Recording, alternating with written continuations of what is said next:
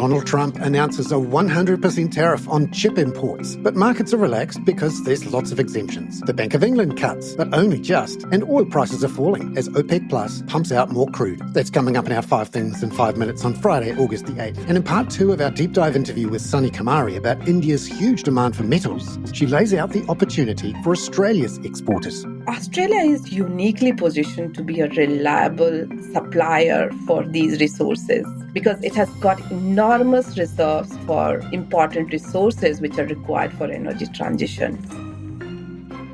But first, in 5 and 5 with ANZ, overnight Donald Trump announced a 100% tariff on imports of semiconductors and called for the resignation of Intel's CEO because of his ties to China. But ANZ economist in London, Bansi Madhavani, says the markets took it in their stride because there are plenty of exemptions to the tariff for those who say they'll invest heavily in the United States, including Apple. South Korea's trade minister said that as part of their trade agreement with the US, companies such as Samsung and SK Hynix will not be subject to the 100% tariff. Taiwan's National Development Council said that TSMC will be exempt, citing existing and planned investments in the US. All of this is to say that the markets are not reacting much to this news because the tariff numbers are not as destabilizing as the headline would have you believe.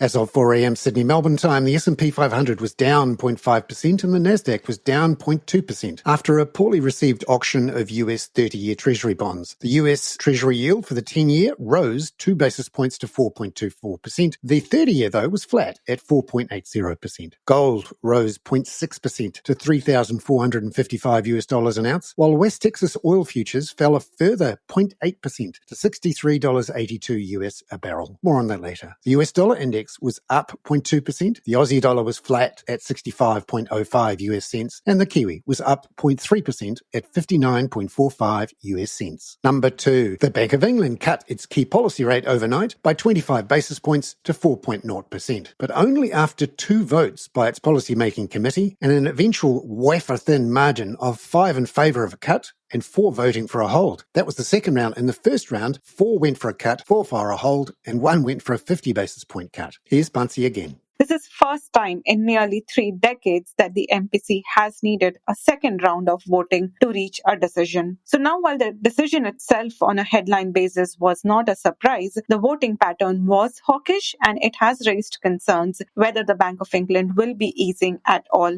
in the latter half of the year. Markets are now pricing just under 20 basis points of additional easing until the year end. Following the decision, gilt yields rose and the pound rose as well. Equity markets, of course, fell. Number 3. Despite all the tariff drama, China reported export growth in July of 7.2% from a year ago. That was with high-tech exports up 8.4%, and that contributed almost half of the growth. It was better than expected, as was a 4.1% rise in imports. So far, the impact of the recent U.S. tariff on semiconductor sector has been contained as manufacturers with investments in the U.S. have been granted exemptions. We maintain our view that China's exports to slow down in a gradual pace and imports to trend up in the second half of the year due to the base effect. But overall, China's export will still remain positive growth. Number 4. GDP in the Philippines nudged up to 5.5% growth in the June quarter from a year ago, from 5.4% in the March quarter. But ANZ economist Arundam Chakraborty says there's still room for more monetary policy easing. Looking ahead, the growth outlook is more cautious. Softening global demand and the upcoming US tariffs on Philippine goods are expected to weigh on both exports and investment. Combined with structurally weak productivity growth, we forecast GDP growth to ease to 5.1% for the full year. On the monetary front, inflation has been easing, giving the BSP room to adjust policy to a more accommodative stance. We expect the central bank to cut rates by a total of 50 basis points, bringing the policy rate down to 4.75% by the end of the year. Number 5. Oil prices have fallen 7.9% this week after OPEC Plus announced over the weekend it was completing the unwind of 2.2 million barrels of production increases from early 2024. West Texas futures are down under $64 this morning, having been over $69 a week ago. ANZ senior commodity strategist Daniel Hines says that extra supply has weighed on prices. Now we're seeing with the complete unwind, it does obviously put a lot more barrels on on the market, a lot more cargoes on the market, and as a consequence, when we do see that seasonal level of demand start to wane in the fourth quarter, I suspect prices will certainly come under pressure as a consequence of these production rises. Daniel Hines there. Now, in part two of our deep dive interview with ANZ commodity strategist Soni Kumari about India's huge demand for metals, she lays out the opportunity for Australia's mining exporters. Well, India sources its metal from different countries at the moment. Copper concentrate imports are mainly from Chile, Indonesia, Australia, and Peru, while refined copper is largely imported from Japan. In case of nickel, Australia, Belgium, and Japan are dominant suppliers. And for lithium, it's China, Chile, and Ireland. And in case of cobalt, the European countries like Finland and Germany contributes around 80% of the imports. And looking at the opportunities for Australia, which is currently relatively low in the rankings for exports of metals to India, what are the opportunities there and what types of metals could be exported?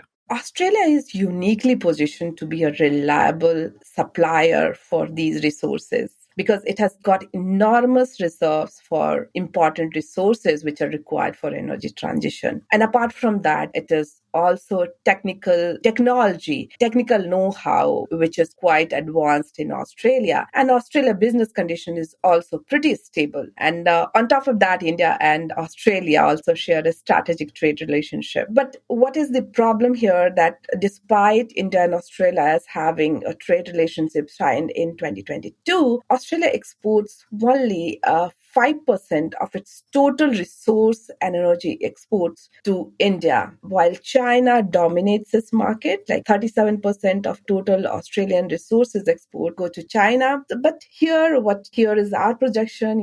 We are projecting India's import needs for these metals will increase to $97 billion by 2040. So such export potential suggests India's share in Australia's resource exports could increase substantially from the current level of 5%. And tentatively, it can go to double digits. Coming to, the second part of the question, Australia can supply most of these minerals which are required for energy transition, as mentioned. But we see a strong potential for lithium, which will be increasing very soon, as Australia holds nearly 45% of global lithium reserves. At the moment, more than 95% of its lithium exports are directed to China because Australia lacks facilities to process lithium. Even India needs to build its downstream industry to secure supply of lithium from Australia. Soni Kumari there. I'm Bernard Hickey. That was 5 and 5 with ANZ for Friday, August the 8th. Catch you on Monday with a closer look at Australia's neutral interest rate with Adam Boyton.